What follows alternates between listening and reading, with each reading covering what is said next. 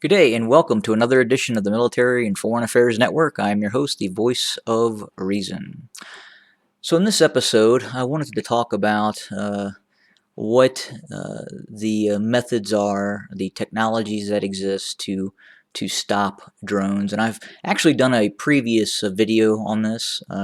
Everyone is obviously free to go back in time and review those videos that I have discussed previously about drones and the the challenges of taking them down. Well, basically there are two ways that obviously you can bring down a drone, and one is having an air defense system that can detect these drones in your airspace and then launch either a ground to air missile or send a flight of fighter aircraft with missiles and possibly guns to obviously to bring these drones down. Now, the challenging issue with these drones is one, their size. They tend to have a smaller radar cross section and are more difficult to see on radar scopes and radar displays, and just have the radars to actually pick them up.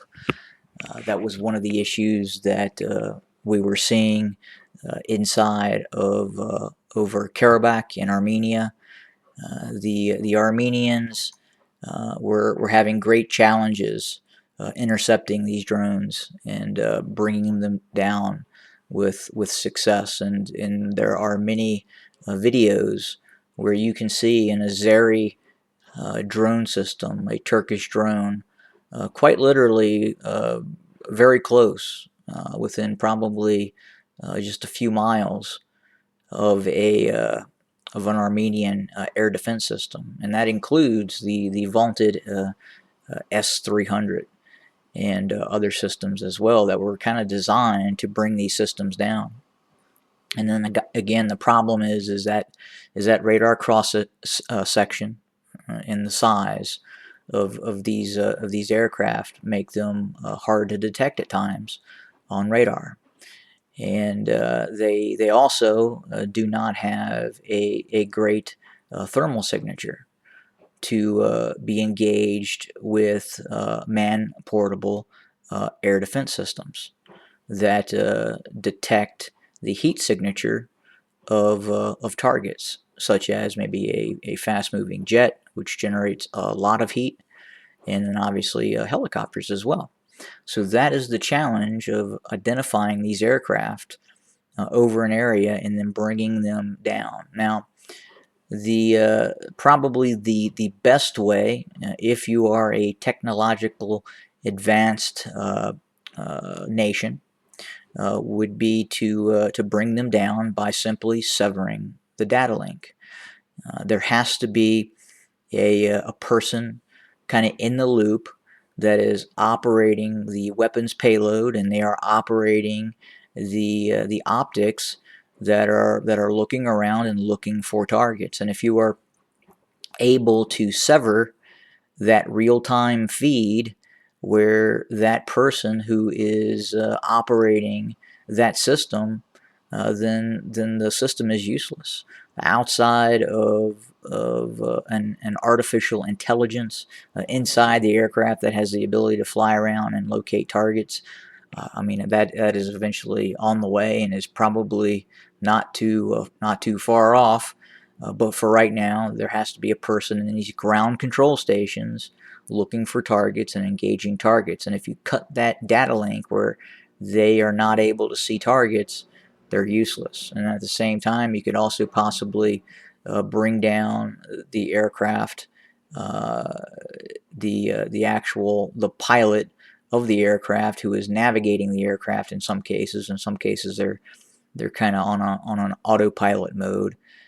But if you sever that GPS and that data link, and the aircraft cannot orient itself to where it is on the globe, or in the air, then it's not going to be able to land, and it's going to crash. Now, we did not see a lot of success with some of those Russian systems that were trying to take down those TB2 drones inside and over Karabakh, Nagorno-Karabakh. We did not see that. So these Russian systems that were designed to do that, that the Armenians possessed, did not work very well. And neither did a lot of their air defense systems in terms of locating these targets in the air and destroying them, meaning the drones. And that was the big challenge for the Armenians, and probably what led to their demise in that conflict. In other areas of the world, obviously, conflict continues, such as in Libya. Now, the Russians are probably are starting to utilize more advanced systems to bring down some of these drones. They are learning lessons that occurred inside of the Azeri-Armenian conflict, and they're adapting their technology to better be able to sever the data links, sever these GPS connections, sever the way these aircraft are able to communicate with satellite uplinks and ground stations and what have you. But that would seem right now to be the best way to bring down these drones, is just to sever their ability to communicate with those ground stations. And then obviously, if you are a more advanced a nation, maybe like the EU, the European Union, or the EU, I would say France, the United Kingdom, Germany, and obviously the United States. You have advanced aircraft that have very advanced radar systems and sensors that can identify these drones, and you can shoot them out of the sky.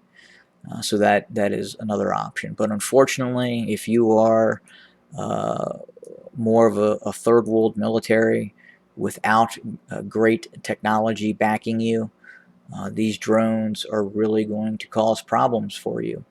And that would, again, kind of, we go back to the conflict inside of Ethiopia.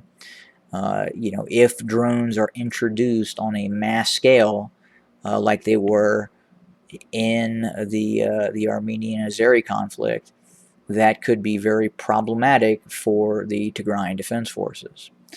Now, that currently is not what is occurring. The Ethiopian military possesses very few what we would classify as strike-capable drones, if in fact they actually possess any at all. Again, it is possible, although the latest information in terms of what the state of Ethiopia possessed was probably the CH-4 drone utilized for reconnaissance, and they also had some other smaller reconnaissance drones strictly used obviously for reconnaissance, that we've seen some nation states modify those and use those as kamikaze type drones. You can pack some explosives on them, modify them, and then use them for a direct ground attack role. But once you use it, you never get it back, because it's essentially destroyed itself. But just back to that question, what is the best way to stop these drones? And the family of drones that I would say are obviously the Turkish type drone with the TB2, the American Predator and Reaper, and soon to be fielded on a more broader scale, the Avenger. And then obviously the Chinese series of drones, such as the Wing Loon, the CH-4A, B, and obviously the Chinese have other drones as well. They're making quite a bit of drones and are really getting into the drone market as we speak. The Iranians have that attack drone capability as well. very similar to some of the Chinese technologies, and obviously some of the technologies they have been able to reverse engineer from downed American drones as well. But again, it's just a really very difficult proposition to shoot these sort of aircraft down, these small aircraft with small radar cross sections that are hard to identify with not a lot of thermal signatures to them. So definitely a challenging proposition that is almost impossible to do unless you have the technology or assets to do it. And it's simply not going to happen unless you are able to invest heavily in terms of air defenses, in terms of these area denial systems that shut down data links and GPS signals and so forth, and these electronic warfare systems that are able to defeat drones, or again just the aircraft that can be launched and shoot them down in uncontested airspace. But that again, I just wanted to answer again some of those questions and those concerns about the drones. And again, I do not believe they are being utilized on a large scale that would impact the course of the conflict inside of the Tigray region. Thanks, everybody. Have a great day.